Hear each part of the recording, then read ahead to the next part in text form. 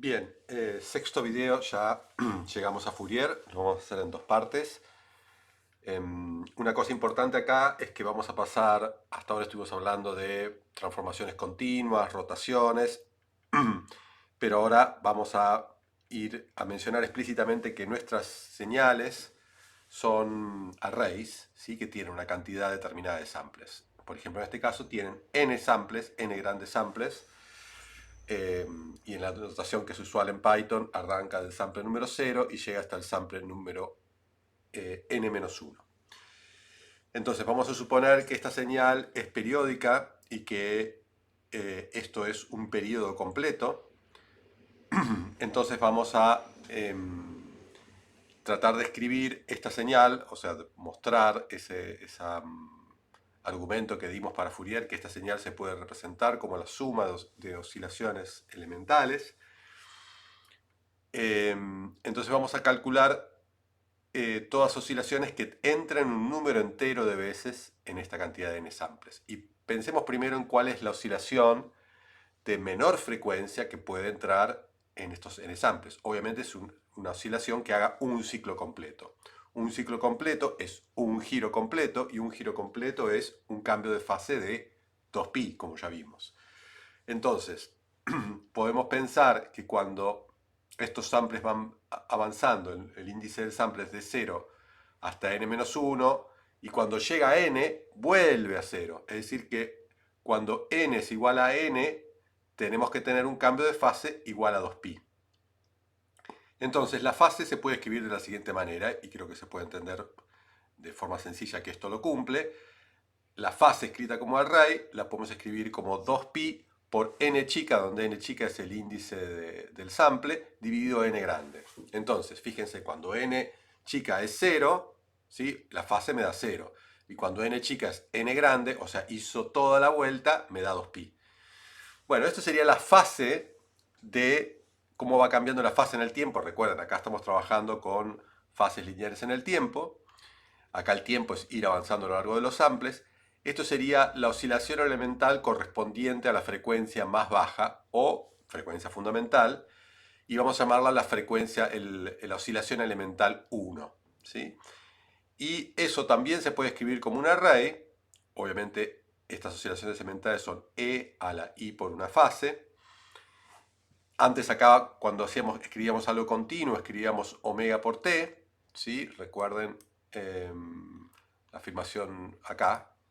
¿Sí? Escribíamos e a la i omega por t y está multiplicado por un coeficiente. Ese coeficiente puede tener metida adentro la fase inicial. ¿Sí? Entonces, cada una de estas oscilaciones elementales va a estar multiplicada por un coeficiente, c, pero las oscilaciones elementales van a ser e a la i por la fase. Y lo que estoy haciendo acá, para este caso de la frecuencia 1, es reemplazando la fase por esto. Entonces me queda e a la i 2pi por n chica dividido n grande. Y las otras frecuencias, donde voy cambiando este número n, va a ir cambiando todo, tomando los valores 2, 3, 4, 5, pero también 0, menos 1, menos 2, se van a poder calcular como múltiplos en positivos o negativos, de esta frecuencia elemental. Entonces, simplemente lo que vamos a hacer a esta frecuencia, porque esto es una frecuencia, ¿sí? O sea, la fase es una fase por un tiempo. Si quieren, pueden pensar n chica sobre n grande como si fuera el tiempo. Acá, para no complicar, no estamos metiendo duración y segundos, y estamos pensando en cantidad de samples. Pero básicamente lo que va a hacer esa frecuencia va a multiplicar a este valor. Es lo mismo que teníamos antes, vamos a ver con síntesis, con esto. Si nosotros teníamos multiplicado por un número k. Si esto de vuelta, la fase va a estar en un número grande que está afuera. Entonces la frecuencia 1 era e a la it y la frecuencia k era e a la i kt. Esto porque estamos trabajando con frecuencias que eran, no nos preocupaba que entraran en una cantidad entera de samples. Si divido esto por la cantidad de samples, necesito poner esto, 2pi, y dividir por n grande. Entonces, cada uno de los oscilaciones elementales, que también se conoce como bloque elemental o base de Fourier, esto ya es Fourier, vamos a ver por qué, se puede escribir de esta manera. Como un array en el tiempo, ¿sí? Donde n es el índice del tiempo. Perdón, esto está mal. Un segundo. Bueno, corregí acá el valor de n porque n es lo que corresponde al índice del tiempo. O sea, va entre 0 y n menos 1, como pusimos acá. Y el tono elemental tiene un índice que es k, que es el índice que me indica la frecuencia, ¿sí? Cuando es 1 es la frecuencia 1, cuando es 2 es la frecuencia 2, sería como el armónico.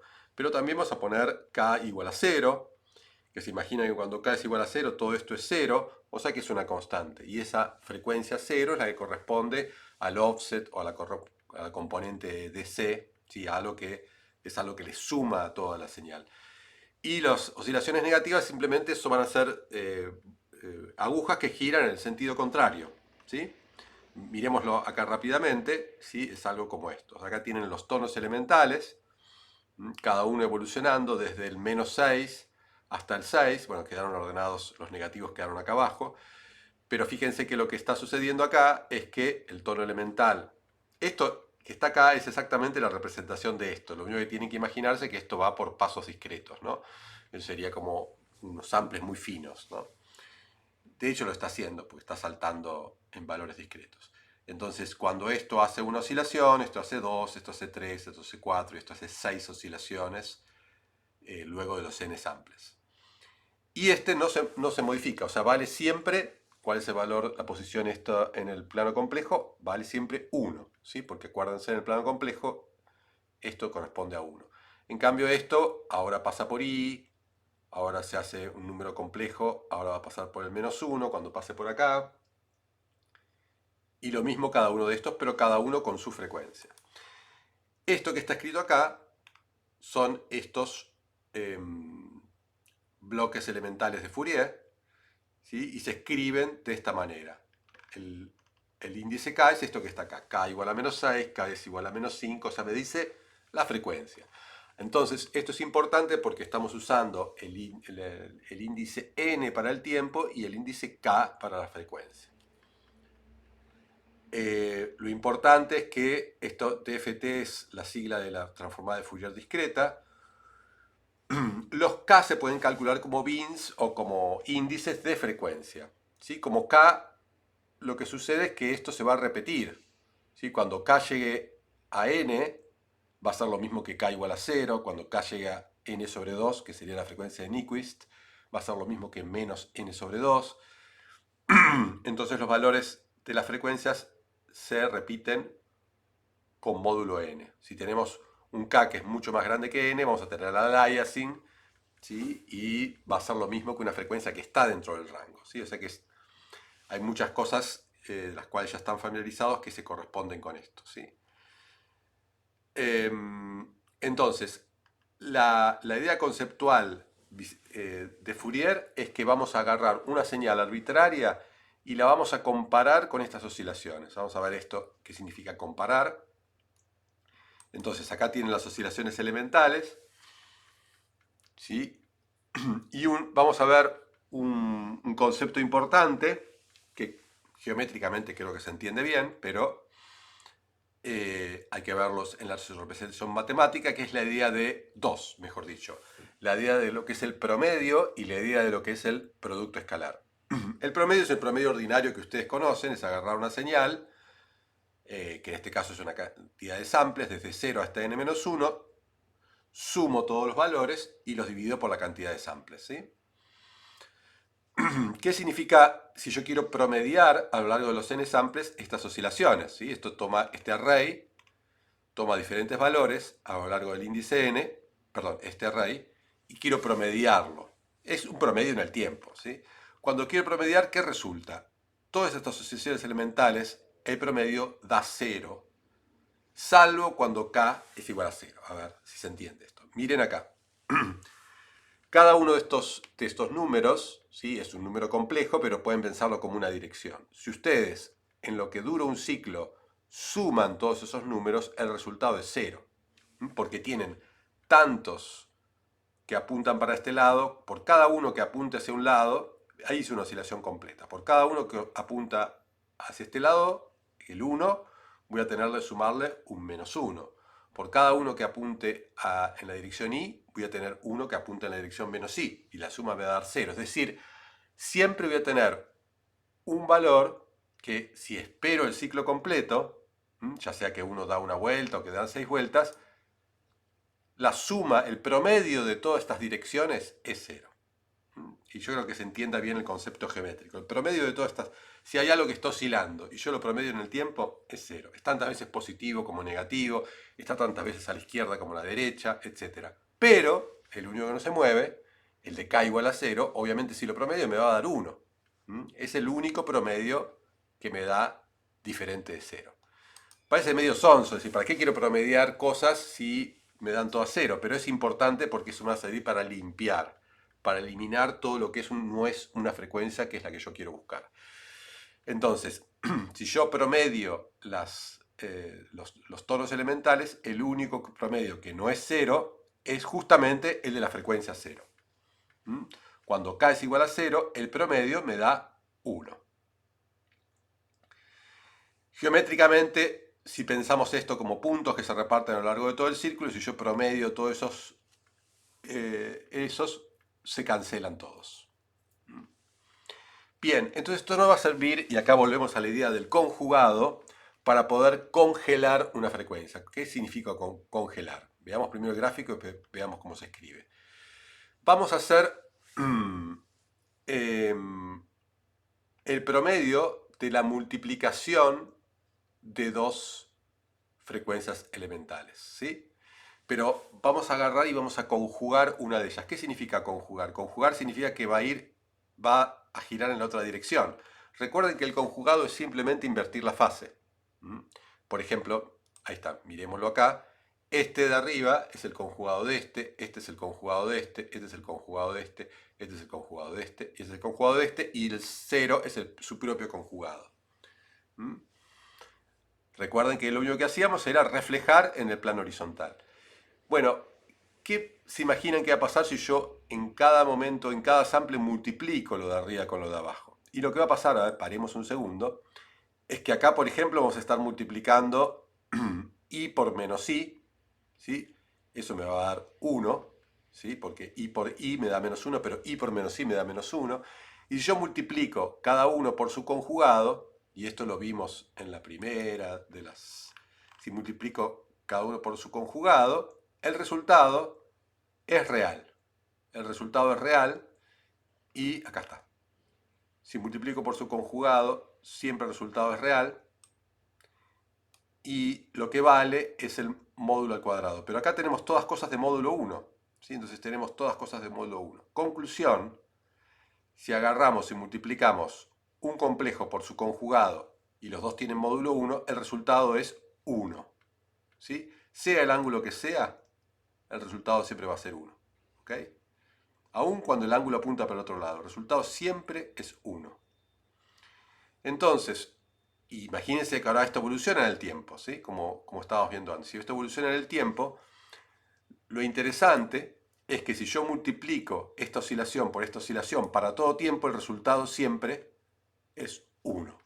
No se mueve, o sea, esto de acá. Entonces lo que puedo hacer es promediar en el tiempo la multiplicación de estos dos.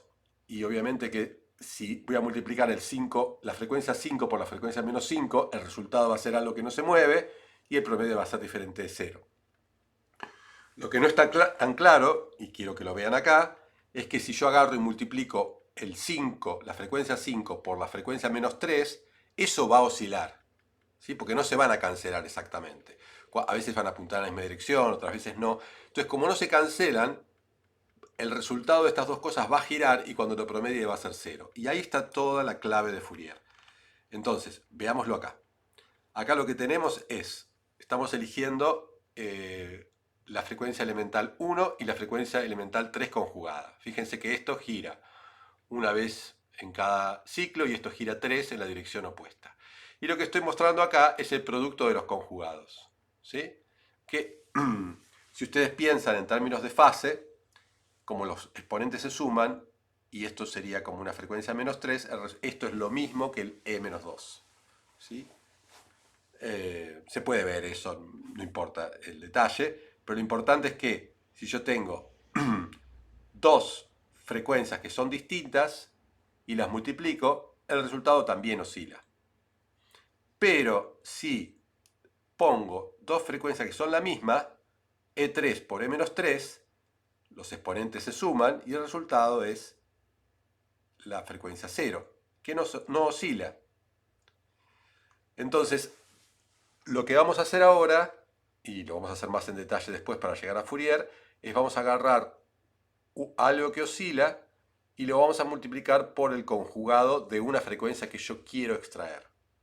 Y vamos a tomar el promedio. ¿Qué implica eso? Si yo acá tengo una frecuencia cualquiera, al multiplicar por el conjugado de 3 y tomar el promedio, esto se va a promediar a 0. ¿Sí? Pero si sucede todo lo que mi señal tenga de la frecuencia 3, se va a preservar, porque cuando yo promedie, esto va a darme un valor concreto. Entonces, si coinciden, el producto deja de girar, se congela, ¿sí? Porque apuntan siempre en esta dirección. Y si no coinciden, rota. Entonces, cuando yo tomo el promedio, y este promedio recibe un nombre particular, agarrar una frecuencia y multiplicarla por un conjugado, o mejor dicho, agarrar un array cualquiera y multiplicar dos arrays complejos y multiplicarlo por el array conjugado, es lo que se conoce como producto escalar. Es agarrar un array, agarrar otro array, conjugarlo, multiplicar y sumar. Eso es lo que se conoce como producto escalar. Cuando yo tengo las frecuencias de Fourier, tendría una frecuencia cualquiera, K, y otra frecuencia cualquiera, J, llamémosla. El producto escalar va a ser conjugo la de la derecha y sumo, hago un promedio de todo. ¿Sí? Los multiplico y después promedio. Entonces, lo que acabamos de ver recién es que el producto escalar de dos frecuencias cuando son diferentes es 0. ¿Sí? Porque si yo promedio esto, sumo sobre toda una oscilación y divido por la cantidad de samples, pero no importa lo que divida porque el resultado va a ser 0, pero si coinciden, si son el mismo valor, ping, el promedio me va a dar 1. Entonces, conclusión, y con esto cerramos, el producto escalar entre dos bloques de Fourier o entre dos elementos de la base de Fourier es 1 si son iguales y es 0 si son diferentes. Eso se conoce como ortogonalidad, ¿sí? Los elementos de la base de Fourier son perpendiculares entre sí. O sea, si yo los multiplico, me va a dar siempre 0 salvo que sean iguales. Bien, dejamos por acá.